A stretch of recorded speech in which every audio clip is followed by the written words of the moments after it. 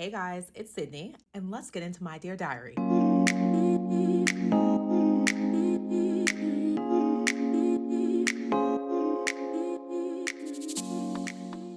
Today's episode, we're going to discuss what might just be one of the most confusing yet important topics of your 20s. It's something that's kept me up at night as I think about it, and I've even had discussions with many friends as they've struggled with this as well, and that is finding your passion and how to act on it. Growing up, of course, I'd always heard about living in your purpose, finding your passion, and those things definitely felt important to me as I've gone through different iterations of my life, thinking I want to be a dermatologist or I want to be a real housewife, so many different things. And I still have so many different aspirations and goals. But now that I'm 25, I feel like I need to get serious, buckle down, and actually start living in my purpose and doing so sooner rather than later. But trying to figure out what that is can be so difficult, especially as someone who has a lot of different ideas. And then there are people who truly might not know, like some things might not resonate with them. We are going to figure all this out today. What is the right path? And how do I make sure that I take advantage of the moment, not waste time, and get there? What excites me about this episode is as a person who loves advice, I do really get inspired and motivated by listening to different podcasts or different content. But at the same time, more than anything, I want action. I want tangible steps that I can take to better my life. And that's what I'm going to do in this episode. I don't want to just give you some inspiration and things to think about. I want you to walk away and leave this episode with ideas as well as steps, things that you can do right now to start living your purpose, or at least try and figure out what that is. While there isn't a video, please make sure you refer to the show notes because there will be links that you can use and some visuals so you can follow along when we get to some exercises. Okay, so I think the idea of finding your passion can be a little misleading. You might have the misconception that your passion is something that just comes to you like one big aha moment, like this is what I'm meant to do. And for some people, they are blessed to have that. For example, my dad is a dentist, and anytime I talk about careers with him or just life trajectory, he reminds me that he knew he wanted to be a dentist at 5 years old, and he's never strayed from that. Whereas me, I have always had so many different ideas, and the path forward just feels more ambiguous than if I was to know that I need to get into dental school and follow down that track. So there's struggles on both ends of the spectrum, but when you are a person who might not have it as figured out, it can be really stressful, especially if you're a driven individual and you know you want to do something with your life, but you don't know what. It can feel kind of paralyzing. This is a little bit of a tangent, but I did listen to the New Heights podcast with Travis and Jason Kelsey because I am from Cleveland. So that's the biggest flex ever. I love being from Cleveland. But anyway, they had Taylor Swift on the pod. And she was talking about being an artist and how she knew that making music was something she wanted to do. And no matter what the outcome was, she knew she just had to pursue music and she had to get her words and voice out there. And I'm like, that is so amazing that she had a strong conviction from the get-go. And while it was so hard to put in all that work, the touring, the writing, the vulnerability, having a vision can at least inform your next steps. That really resonated with me, but what is my calling? So if you're in the same boat as me and feel like you might be a multi-hyphenate, but not sure what that entails, or you have no idea, we're going to try and figure that out. So with all this being said, the point I want to make here is your passion might not come to you in a dream. It might not be one big aha moment, but instead it can be many different things. And it's not found, a passion is built. I feel like people build their passions through doing things, experimenting, paying attention to themselves, having conversations. And that's why the first step to me in order to uncover your passion is to actually sit down with yourself and ask, not just what do I want to do, but how do I want to live? Because maybe if you reverse engineer that question, you can start filling in the gaps. And even then, this can be a difficult question to answer, especially as we're in a society where everything just feels so accelerated that we never have a chance to slow down and actually be self reflective or give ourselves the time to fail and try different things. Like my toxic trait is when I see a successful person, I'm looking up at how old they were. I'm looking up what age was this person starting this business? What age was Taylor Swift when she won her first Grammy? Like These comparison games are really easy traps to fall into, so I'm not blaming you if you also do that. But you got to remember that you're quite literally on your own path and your journey isn't going to be the same as someone else's. So when you sit back and ask yourselves these questions, don't think about what looks cool, what makes a lot of money, because that's exactly why people get stuck in jobs that they hate or can't find fulfillment because they're listening to everyone else instead of listening to themselves. So, in order to help guide you and figure this out, I'm going to introduce you to a concept called the zone of genius. And this is a place where your natural skills, interests, and personality collide. So I'm going to put a graphic either in this video or in the description. I haven't decided yet, but it'll be helpful to refer back to as I speak about this. So the zone of genius is actually a concept I came across on TikTok months ago. And I vividly remember bookmarking the video and thinking, when I start a podcast, I'm going to talk about this because it might not be some new idea or original concept, but it really well illustrates where your passions and talents intersect with opportunity. So, just to give credit where credit is due, the Zone of Genius came from a book by author Gay Hendricks in his book called The Big Leap. I haven't read the book, I have no idea what it's about, but essentially, the concept describes the intersection of your unique talents, passions, and strengths, and where you can find joy and fulfillment in your work. And it helps you identify where you can make a significant impact with minimal effort, feel energized and engaged, and actually make a job a career. For those of you who can, you might want to pull up the image because I'm going to talk about this framework and it'll be easier to visualize with something in front of you. To keep it simple, there are these 4 quadrants and it's mapped out on an X and Y axis. On the X axis is best use of your talent, and on the Y axis is best use of your time. You're aiming to maximize your time and talents in order to be in your zone of genius. So really briefly, we're going to walk through this. At the very bottom is the zone of incompetence. So kind of as the word indicates, these are things you're not good at and essentially don't enjoy. Other people can do this better than you and just enjoy it better. So for me, zone of incompetence would be, I don't know, Excel, financial modeling, things like that. The things I'm not good at and don't enjoy doing in the slightest. So zone of incompetence. Next is the zone of competence. This is also at the bottom, but farther on the axis of time. These are things you can do very well. Like you can keep up with it, but they're things you don't like. So again, these 2 zones you definitely don't want to fall into because if you don't like it, then you're truly wasting your time. And if someone can do it better than you, then you're probably not going to accelerate farther in those career paths because you aren't showing the genuine passion that takes extra work.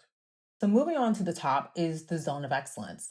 These are things that you can do extremely well and make a good living from it, but it might not inspire you. And I think this is a zone a lot of people live in. It's something that's a little bit more clear cut. You can do it well. You know you can make money from it, so at least it's not like it's wasting so much time and you're not getting compensated for the effort, but it's not fulfilling. And I feel as if people settle in this zone based off of societal pressures or because it just feels like you're supposed to be doing that thing, but ultimately, like it's not where your passions lie. And at the very end, at where time and talent intersect, is the zone of genius. And this is the set of activities you're uniquely suited to do. They draw upon your natural gifts and strengths, and you can do it very well. So obviously, we want to live in our zone of genius, but I think the difficult thing for a lot of people is not just identifying what sits within their zone of genius, but actually figuring out how to make money within that zone of genius. Because if it's not something clear cut, they might have to fall back into the zone of excellence because the path is a little less ambiguous. So I'm going to speak in specifics here. We're going to start with a little case study, and then we'll get into exercises on what you can actually do. Whenever I think of the zone of genius, I think of John Legend.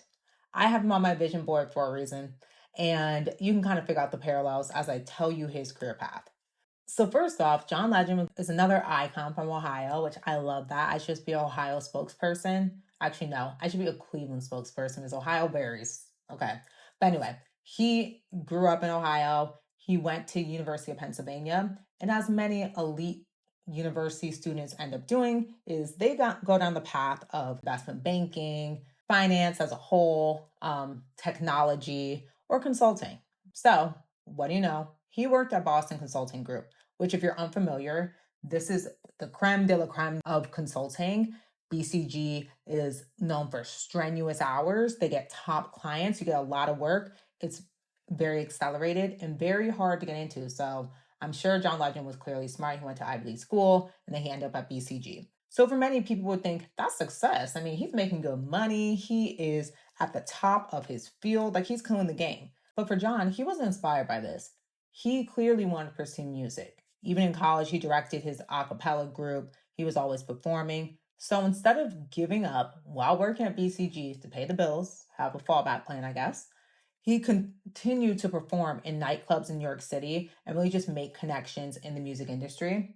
And ultimately, he had his breakthrough when he worked with Kanye West. And now he's the icon, the legend, the Grammy Award winner, singer that he is. This is an extreme example, but when you think about it, he could have followed down that traditional path, made good money, but instead he decided to take a risk on himself. Doesn't mean he quit his job right away, but he took a risk on himself and ultimately ended up in his zone of genius. He was doing well at BCG, but when he got into his zone of genius, his earning potential clearly went up because I don't know what his net worth is, but you're probably not going to reach his net worth by staying at BCG. And more importantly than the money, he actually found enjoyment and fulfillment in what he's doing. So that's what I'm saying. Never give up on the dream. If there's something that keeps you up at night, something you're thinking about, just because it's not clearly monetizable doesn't mean it can't be something you can do full time. And it doesn't mean you can't make money from it. And that's why I like this example of John Legend, because some people might think it's very aspirational. But for me, that's what I want to remind myself you can do. You can dream big and you can make things happen. I'm going to give one more example because I think when it comes to like picking out your zone of genius, people think you have to go make more money for it to be worth it. But I'm telling you, life fulfillment means so much more than even a paycheck. I mean, money can't buy happiness. No one can argue with me on that. But I'm just saying, if you can have stability, there's other lanes you can play in. My dad is a dentist, and one of the dentists he works with was a really friendly, nice man. He was just always so social. He lit up every room he walked into. But yet when it came to dentistry, he was not the best. I'm not saying he was bad and that he would mess up your teeth. I'm just saying he clearly did not have the intense love and passion for dentistry as I've seen from other doctors and dentists in general. So come to find out, his dad was a dentist and he followed that path because his dad did well for himself and he knew what he had to do in order to get into dental school, etc. It seemed quite obvious. But when he retired and left dentistry, he ended up working at Chick-fil-A as a general manager. And when I tell you he likes that Chick-fil-A up, I'm not kidding. Like, he is a people person. He likes interfacing with people. He clearly has found something that he enjoys doing. And I just wonder, what would his life have looked like if he had started down a path of engaging activities that he enjoyed doing sooner? It's just a question. I'm sure he's happy with his life. I'm not critiquing it. I'm just analyzing that your passion doesn't have to be something clear cut for it to be meaningful. So back to zone of genius. This is where we're going to get active. Get a notebook or just put this in your notes app. I'm going to give you 3 steps to kind of identify your zone of genius. 1 is to list your effortless wins. Write down the things that feel natural to you that might seem harder for other people. Think about compliments you've gotten repeatedly, or moments when people say, "Oh my gosh, you do this so easily." So it could be, "I love your outfit. You're so good at styling clothes." I don't know. That could be something. Or it could just be, "You give great advice. You're a good storyteller." Or, "Wow, you're so good at math." Anything. It can be making people laugh. It can be organization. Anything that comes to mind, write it down. So the next step is identify what energizes you. So this can be pulling from the list that you already have or a whole new list, but write down things that when you start, you kind of lose track of time. It doesn't drain you, but really excites you, because the principle of the zone of genius is identifying things that really give you energy and not drain it. So when I think about this for myself, things I enjoy doing that really energize me are having conversations with new people. I love connecting with people. Not that I'm going to yap all day long. That's not in my nature. But I do like having discussions, especially about social topics or cultural topics.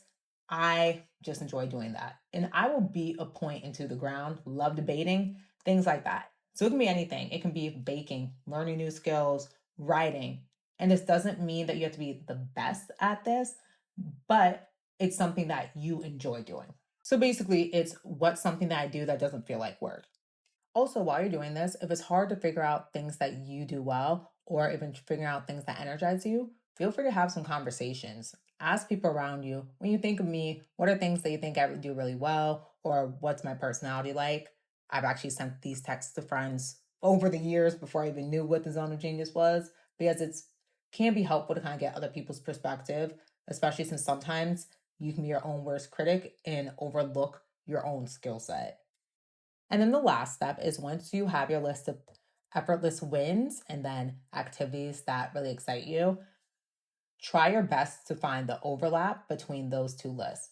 Because then you'll be able to see the unique set of skills and passions that kind of align between the two and help you figure out what are some things I should try and do first. And this way you can get creative, like use AI. Let's say underneath my list of things I do well, it's organizing. And then under things that energize me is watching music videos. Okay, so maybe there's a way I can arrange music sets or manage something in that field. See, clearly it's not working for me to come up with an idea, but I'm sure if you plug that into Chat GPT, they can give you a range of options. So that's when you need to use AI to your advantage because it can be helpful. Even after going through all of this and figuring out where your passions might intersect with opportunity, you can still be stressed out by what you find because the answers to your questions may just be inconvenient. They may reveal what you've already known deep down inside and have you figure out that the path you're already on isn't the path for you. You might have to leave a job. It might suggest that you have to start something new and give up on something that you've already been working on and invested time in, not because you wanted to, but from external pressures. It can be a lot. And I think the hardest part too is if this path isn't very clear cut or feels ambiguous, it can just stress you out and make you feel like it's not possible. For me personally, I'm done with thinking my skills can't be monetized because everything can. Unfortunately, life isn't fair. And I know not everyone's in a situation where they can drop everything and chase a dream. Like some people are stuck in survival mode, some people are trying to support families, or some people are just trying to afford to live in the city that they want to live in. And unfortunately, that's just the way the cookie crumbles. Life is unfair, and your environment may not be ideal for taking a major risk at the moment, but you can start with what you have. And sometimes I even fall into this where I'm like, oh, how do I monetize what I'm good at? How do I make money from things that I actually enjoy?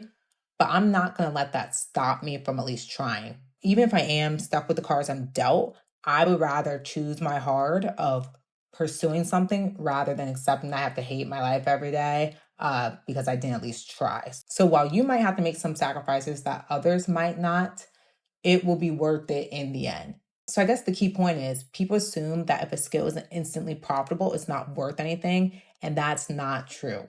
Your gifts matter even if they don't fit the traditional mold.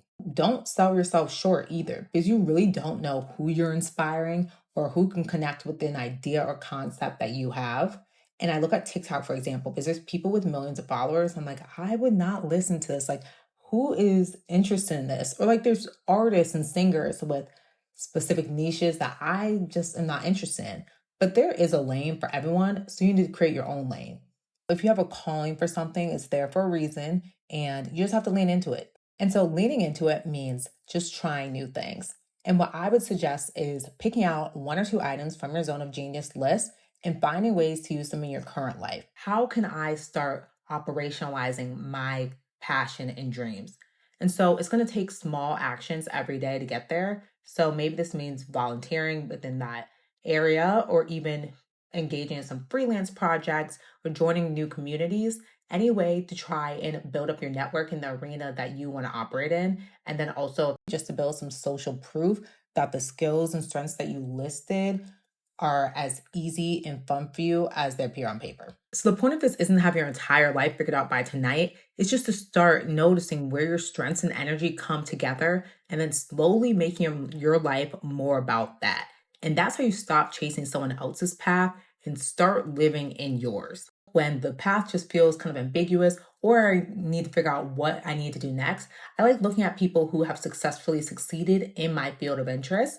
So for me personally, That is looking at a Wendy Williams. I love her. No one will tell me otherwise. She is a genius. Or even that's an Oprah or late night talk show host. I like looking at examples so I kind of understand what are core skills I need to get, and then just also figure out like the very untraditional paths people took to get there.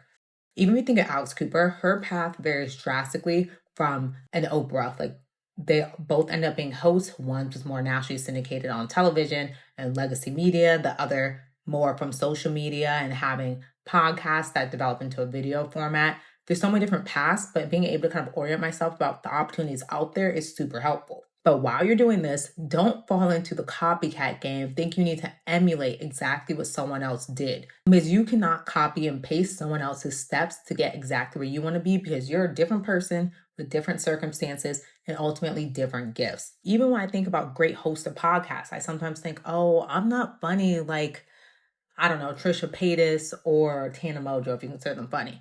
Or I'm not super loud about certain things like other people.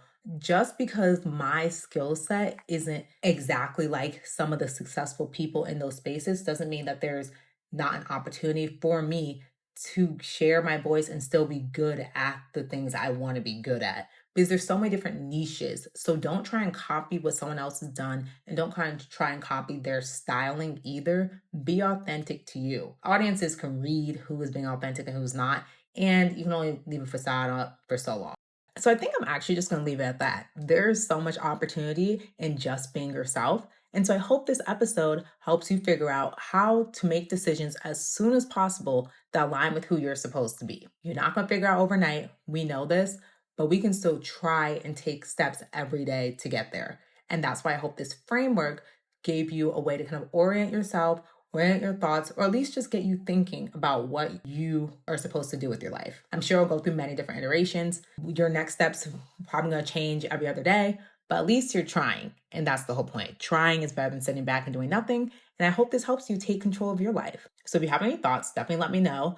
I hope this episode was helpful and that you actually take this message to heart and not get scared into thinking that your skill sets aren't able to be something that you can build into a career. Thank you so much for listening. I'm so honored that you took the time to listen to my Dear Diary, and I will catch you next time.